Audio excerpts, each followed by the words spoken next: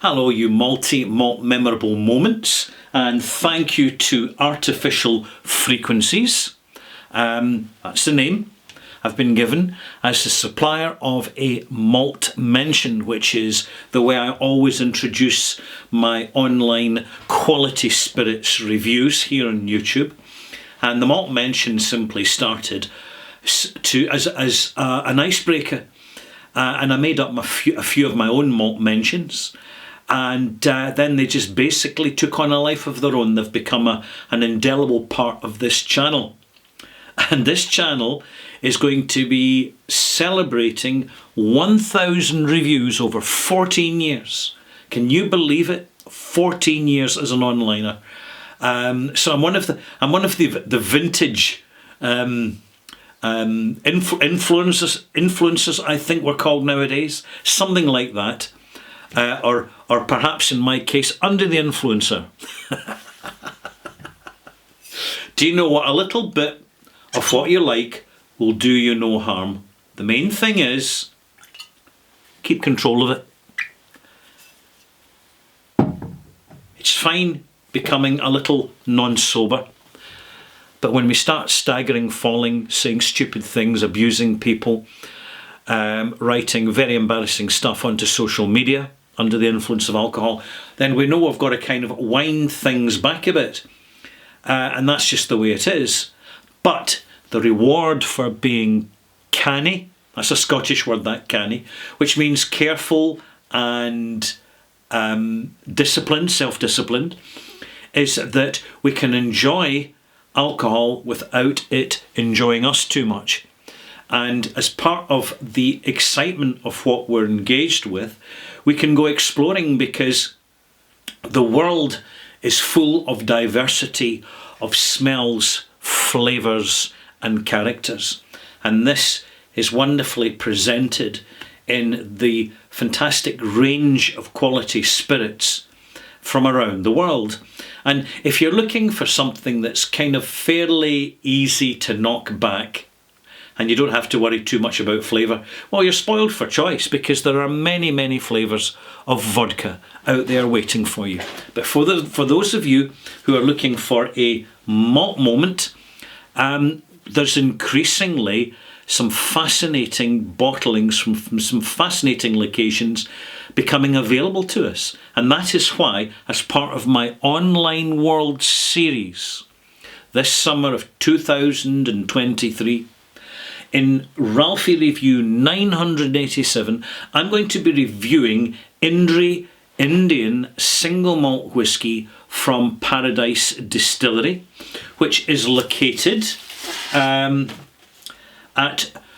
Nuhra in Himachal Pradesh.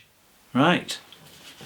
Because something that I tend to do when I buy a whisky that's not from Scotland is I go onto Google Maps and I get a geographical specific location as to where that distillery is, because I feel it gives me something specific about what I can expect in terms of smell and taste and the delivery of the experience. So here we are, Ralphie Review 987. Our destination's India. Many of you are probably already familiar with Amrut and Paul John, which are two prominent, globally available Indian whisky brands. And India is quite simply one of the biggest whisky drinking countries in the whole world, and has a huge domestic whisky industry. And interestingly, because of the custom and practice, sugar cane can be used to make whisky. And that's just the way of it. So, importantly, when we come to distilleries in countries, on locations that we're not familiar with as our usual points of reference, so we're a long way from Islay here, a long way from the Highlands of Scotland, we've got to try and keep an open mind. We've got to start to recalibrate the mindset, because one of the mistakes we can make is by not fully enjoying the whisky because we're too busy comparing it to Scotch whisky. when in fact the locations, the environment, the water, the geography is completely different. This is a whisky I've been enjoying. I'll just kind of introduce the bottle a little bit. This is batch number 3 of a variety called Trinny. This has been matured in 3 separate casks: fresh bourbon, fresh sherry, and a third one. Give me a second. I'm sure it's port casks. I'll soon find out. Ex-French wine casks, that's what it is. Ex-bourbon, ex-French wine, and ex-PX sherry casks. Also worth pointing out that there is a QR code on the back of the label, so even before you go up and go to look for this whisky online, just get your mobile phone out and take a quick scan of that. Alright? And it'll give you some background information. Isn't technology wonderful? The label is sort of bubbling a little bit, but no matter. The information in the bottle is fascinating.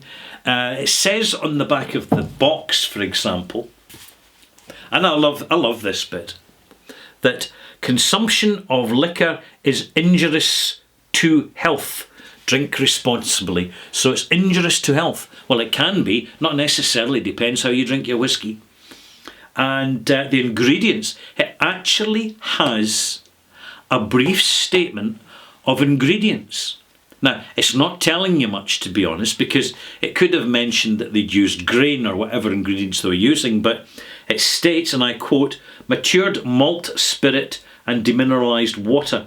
So if they're saying malt spirit, you don't get malt. You get malt from grains. You do not get malt from sugar. So I reckon this is a grain-sourced whisky. So we're off to a good start. So it's non-chill filtered and no added colour. So again, we're getting an integrity statement on the front of the label. And the bottling strength is 46%.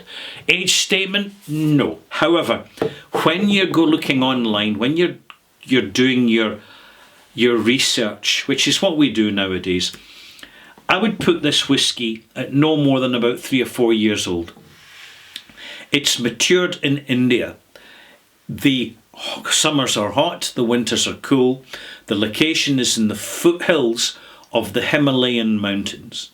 So we're away from the vast plains and deserts of the main part of northern India, and we're up into the rolling green foothills before you reach the mountains, the massive snow-clad mountains of the Himalayas. So what am I getting on the nose? I'm getting something medicinal, getting something quite aromatic. It's got a rich spiciness to it, and more than a passing reference to Turkish delight. It's interesting. It's different. The only Scotch whisky that even remotely reminds me of Indri, Trinny, is an independent bottling from a port cask a while ago that I tasted of Glentocher's. So there you go. Perhaps a distant cousin. Taste.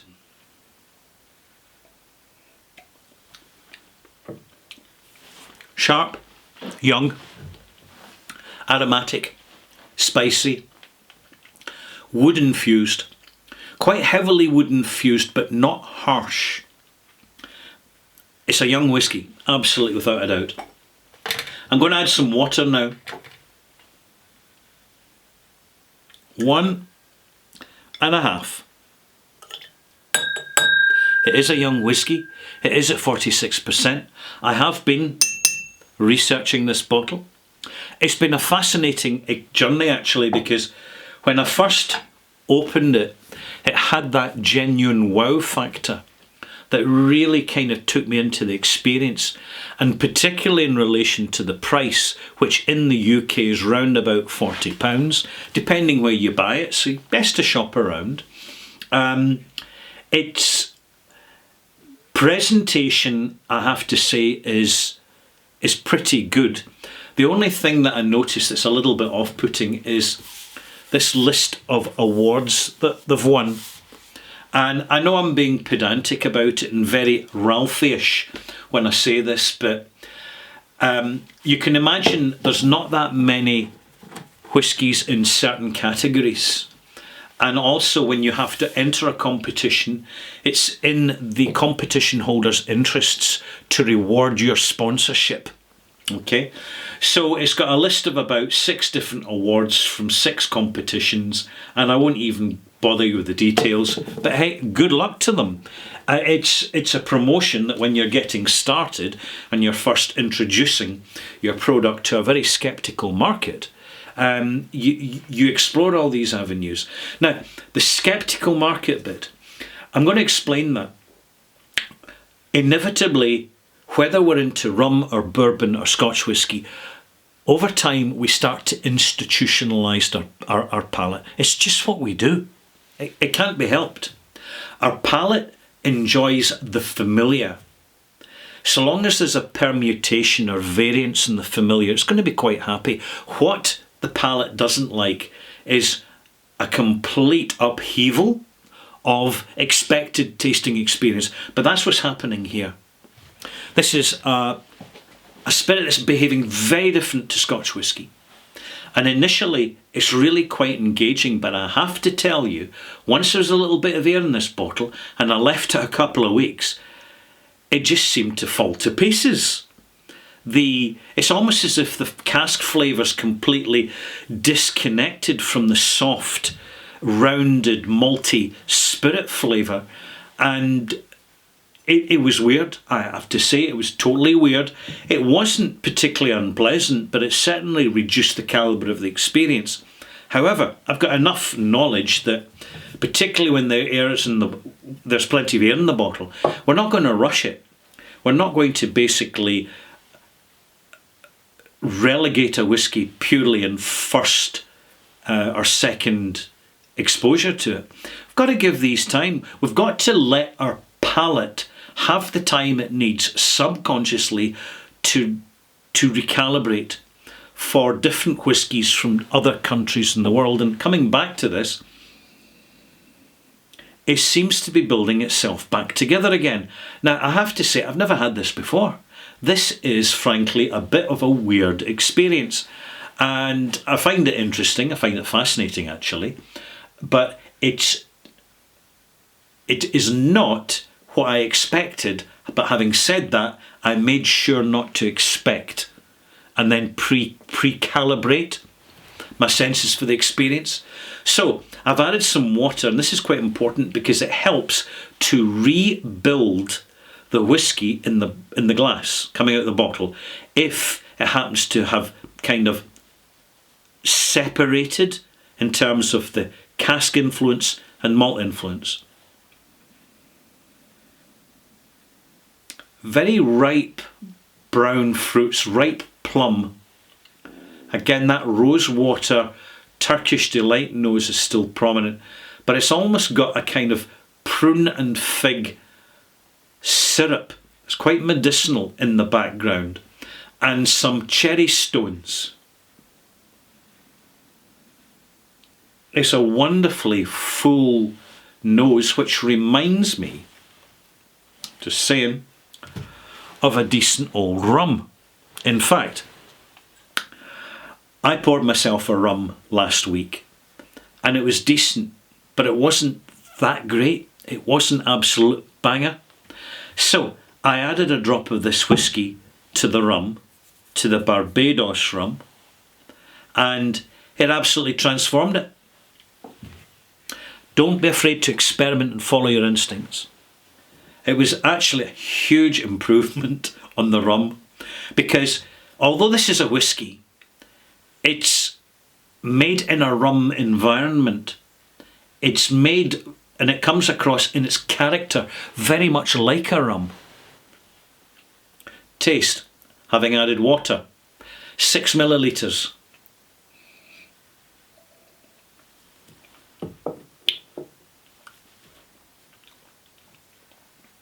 Quite brittle and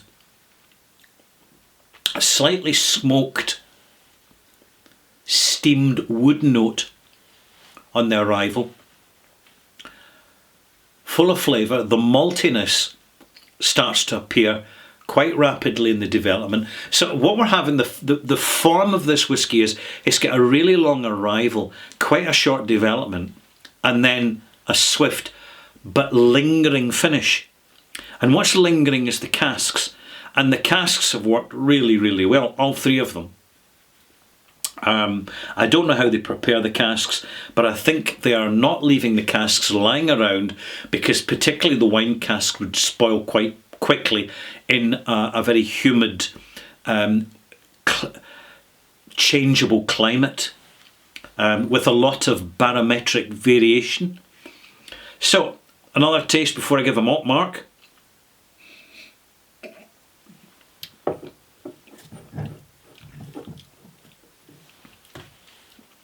Wonderfully medicinal. Strongly medicinal. The arrival is sharp, slight bitter wood.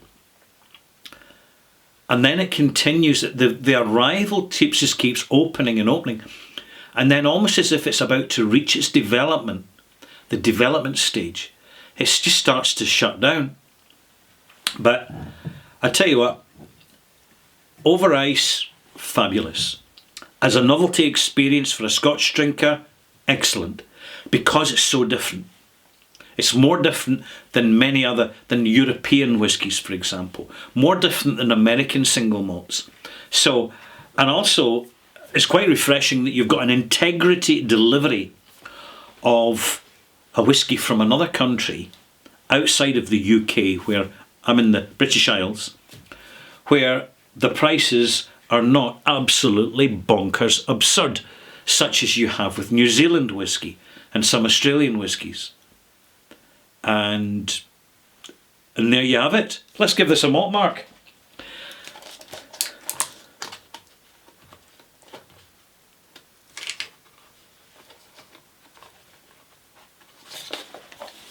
I would say an awful lot of it. It reminds me of Speyburn 15-year-old.